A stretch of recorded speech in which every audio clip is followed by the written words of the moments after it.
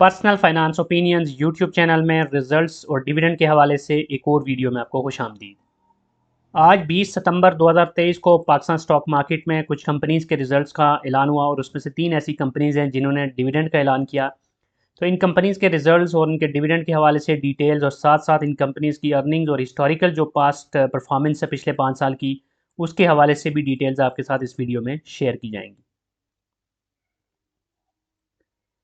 इस लिस्ट में जो पहली कंपनी है वो है पीपीएल, जो कि पाकिस्तान स्टॉक मार्केट में oil and gas exploration sector की एक मशहूर कंपनी है और ये शरिया कंप्लाइंट इंडेक्स का हिस्सा है। इस कंपनी ने आज 15% यानी ₹1.5 के डिविडेंड का ऐलान किया और ये इसके फाइनेंशियल ईयर 2023 के फाइनल रिजल्ट्स थे, क्योंकि इसका ईयर एंड जून में होता है। और इसने जो अनकंसोलिडेटेड ईपीएस अपनी शो की वो है ₹35.99।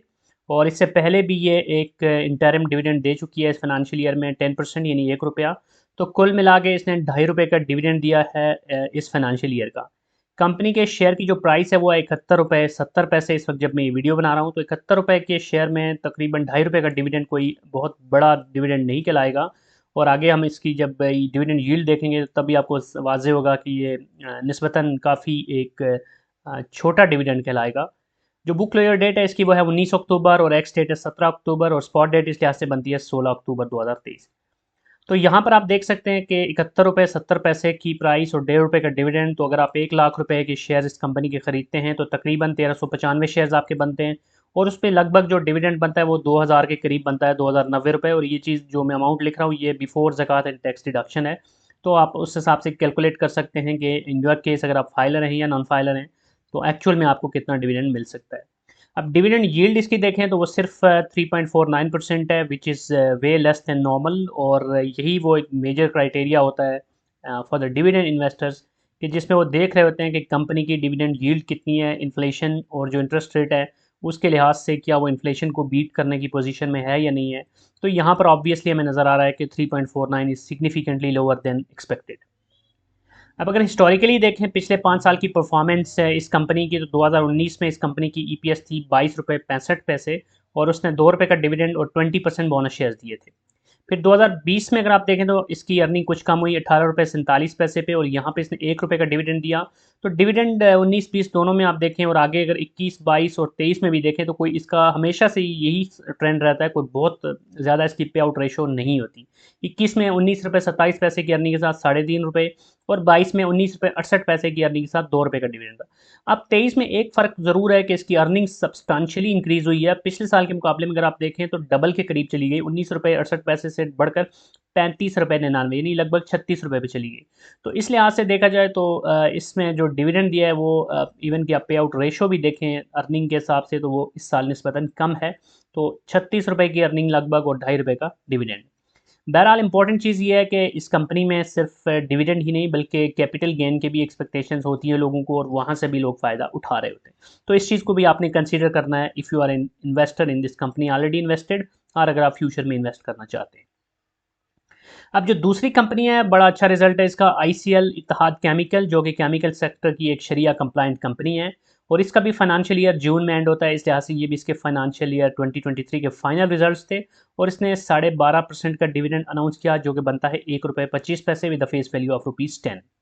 और इससे पहले इसने 30% डिविडेंड इंटरिम भी दिया था ₹3 का यानी, और इस तरह कुल मिला के ₹4.25 इसका डिविडेंड बन जाता है इस पूरे फाइनेंशियल ईयर का। और जो ईपीएस इसकी अनकंसोलिडेटेड वो है ₹18.26। तो ₹18 की अर्निंग के साथ तकरीबन ₹4.25 का जो डिविडेंड है वो लगभग 25% के आसपास इसकी पे आउट रेशो बन रही है। अब अगर इसकी बुक क्लोजर डेट देखें तो वो भी वही है 19 अक्टूबर, एक्स डेट 17 अक्टूबर और स्पॉट डेट 16 अक्टूबर 2023। और जो करंट प्राइस है इसके शेयर की वो है ₹38.66। तो अब ₹1,00,000 के अगर आप शेयर्स लेते हैं इस प्राइस के ऊपर तो लगभग 2587 शेयर्स बनते हैं और उस पर जो डिविडेंड आपका बनता है वो है तकरीबन ₹3,230 बिफोर ज़कात एंड टैक्स डिडक्शन। और डिविडेंड यील्ड देखें तो ये अब पीपीएल के मुकाबले में फ़र्क आपको नज़र आ रहा है, उसकी 3.49 थी और इसकी 10.99 है। आल्दो के इन्फ्लेशन और इंटरेस्ट रेट और इन सारी चीज़ों के हिसाब से देखें तो ये भी इन्फ्लेशन को बीट करने वाला नंबर नहीं है, लेकिन फिर भी कदरे हाल बेहतर है, ख़ासतौर पर केमिकल सेक्टर की कंपनी, क्योंकि केमिकल सेक्टर को बहुत अच्छा परफॉर्म करता हुआ नज़र भी नहीं आ रहा पिछले कुछ अरसे से।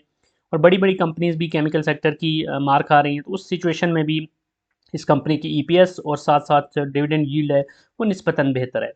अब यहाँ अगर आप देखें पिछले 5 साल की परफॉर्मेंस में, तो जो सबसे आपको मुतासर कुन चीज़ लगेगी वो ये है कि इस साल इस कंपनी की जो अर्निंग है वो पिछले साल के 4 गुना से भी ज़्यादा है, विच मीन्स कि कंपनी ने इस साल बहुत अच्छा परफॉर्म किया है।